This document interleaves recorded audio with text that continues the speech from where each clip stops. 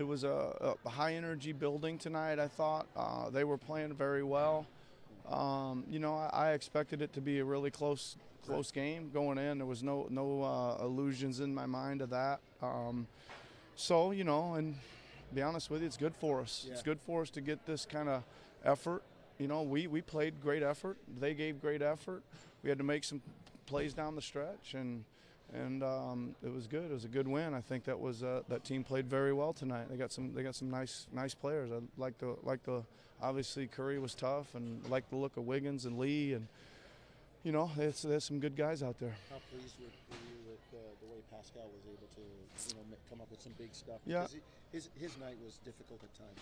Yeah. I was super pleased, Jonesy. Again, I think that I've told you guys a lot that we are trying to get him a lot of looks and a lot of reps, even though it may not be super high percentage stuff or whatever. I just want him to get a feel for what's happening all over the floor, and there's some times when he pulled back and took the three. They were kind of tough, and had a couple in and outs, and you think, oh man, go to the hole on those. And when he needed to, he made some great plays, took a bump and finished, and so again, pretty happy with the overall performance. I thought we had a lot of guys play very well tonight. When you get Norm going like he was going in that second quarter, just let him run free and get what he can get? Well, no, not really. A lot of it is, Doug, but we were in the little stretch where we really got it going, almost all that stuff was set pieces. We kind of feel him going, and we start running some stuff where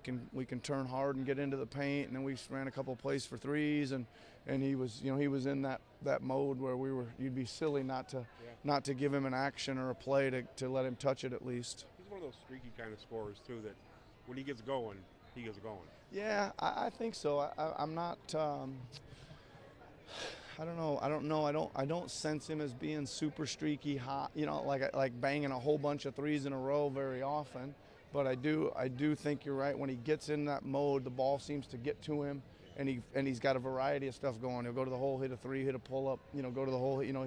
He'll get a lot of make a lot of good decisions. And he was like this close away of making a couple other great ones. Like the last play of the half, he already was by and just about ready to pick it up and lay it in, and it got away from him. And there was a couple other ones that he. I think he could have put the game away with that little driving flip layup at the end, but it rolled off the other side. So he really made a lot of quality drives and plays tonight. Has your perspective on where he fits bigger picture changed at all, just the reliability of that secondary scoring? Well, I tell you what, I think that this is what I'd hoped happened with him this year. Again, I think that when you looked at, we talked a ton about, everybody's like, oh, what are you going to do? And I was like, well, there's lots of new opportunities here. That included him. We lost a guy at his position, Danny Green, and Pascal fills in for Kawhi. But I think we've always known he can kind of vault up and get his own shot. I don't know, you guys remember, it might have been opening night where I held the ball, gave it to him, and said, let's let him go to work. And I think that I think that we were hoping that, maybe this is beyond a little bit, but that's good, right? We have a couple guys that are maybe keep going up to levels where we're surprised even, whatever. But I think I'm gonna stop talking here in a second. But his maturity level, though, I just don't see the mistakes or the turnovers or the lapses on D or whatever. He just is playing like so much more of a complete basketball player. His ability to score in different, like you talk about, different ways, pull-ups, threes, drives. How important is that in the way you guys run stuff? Well, he's becoming a scorer, Doug, and most scorers can do. If you got the three ball, you can drive it, you can pull up, you can. Geez, he hit one tonight. Holy smokes! Along the left baseline, I was like, that was one of those classic Norm.